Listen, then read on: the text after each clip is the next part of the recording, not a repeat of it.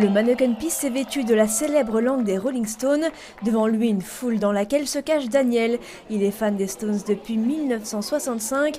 Il avait 7 ans quand il a reçu son premier album. Lundi, le concert de Bruxelles sera son 125e. C'est une photo que j'ai qu'on a prise à Chicago en 2019 et je suis ici avec Carl Denson qui est le saxophoniste des Stones. On ne peut jamais dire qu'il y a un mauvais concert des Stones. Il y en a parfois qui sont moins bons, mais eux par exemple, s'ils ne sont pas en forme, ils ne le montrent pas. Eux, c'est toujours le plaisir et quand on les voit, ils se font des blagues, ils rigolent entre eux, enfin bref, ce sont des gamins sur scène. Il ne sera pas tout seul au Stade Roi-Baudouin pour les 60 ans de carrière du groupe. Olivier était déjà présent au dernier concert des Stones à Bruxelles, c'était il y a 46 ans. C'était en 1986, le 7 mai si je me souviens bien, donc la dernière fois qu'ils sont venus en tout cas à Bruxelles, pas en Belgique mais à Bruxelles.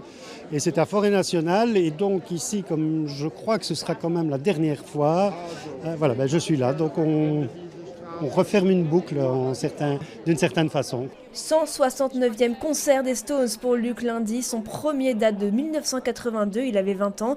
Depuis, son fan club réunit plus de 400 passionnés à travers le monde.